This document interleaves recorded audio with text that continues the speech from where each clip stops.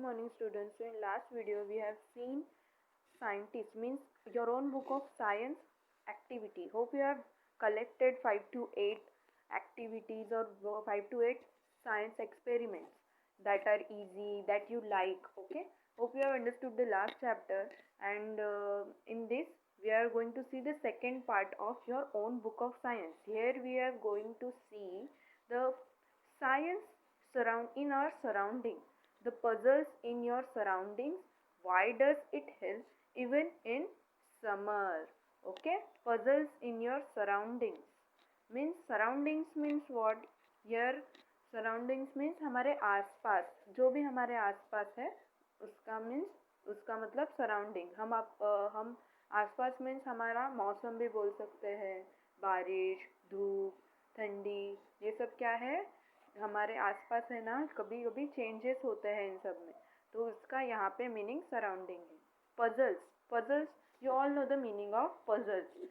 Okay, puzzles means solving anything, means any difficult task, means any हम कोई भी ऐसा ये बोल सकते हैं कि जिसको हमको सॉल्व करना पड़े, थोड़ा टेक्निक से ट्रिकी उसको बनाया है.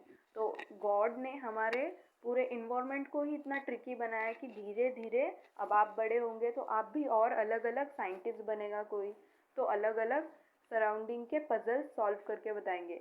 ओके, तो देखिए इस चैप्टर में कौन सा पजल सॉल्व करके दिया है सराउंडिंग का. Why does it help even in summer? We feel very hot in summer.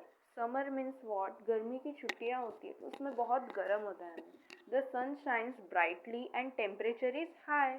Why it is hot in summer? Because the sun shines brightly and temperature is high. Temperature means what?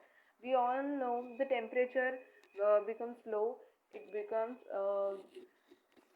cold. The weather around in our surrounding becomes cool, and we feel cold. So we wear sweaters and we take precautions. Okay, means हमारे आसपास ठंडी बढ़ जाती है तो हम temperature low हो जाता है. और जब टेम्परेचर हाई होता है मीन्स डिग्री सेल्सियस में हम उसको मापते हैं.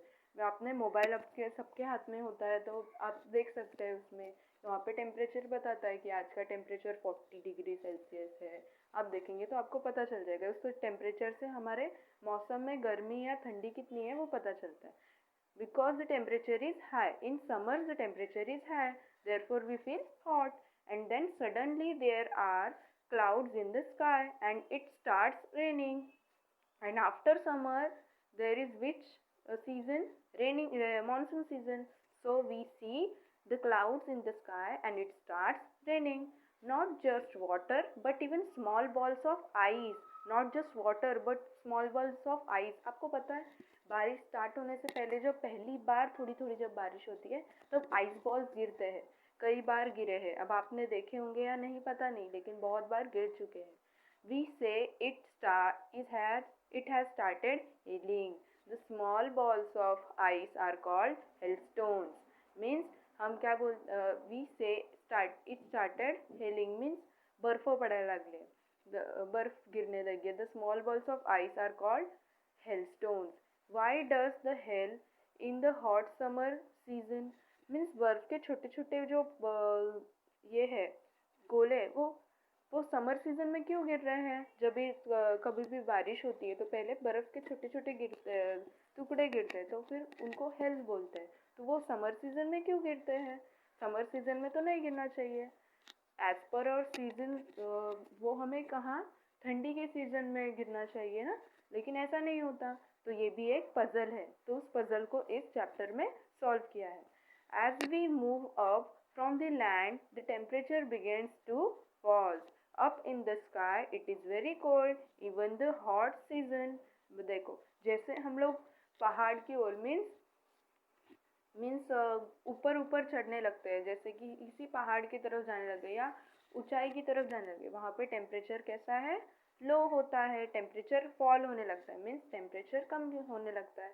Up in the sky it is very cold even in the hot season. Means up in the sky there is very cold season even in the hot season, means even in the summer season. You know that there are water particles in the clouds that we can see in the sky. देखो हम सबको पता है कि आसमान में water particles होते हैं और उसी से बारिश गिरती है। Particles means what? Small small water के ड्रॉपलेट्स होते हैं जो नीचे गिरते हैं और जो जो हम लोग बोलते हैं कि बारिश हो रही है।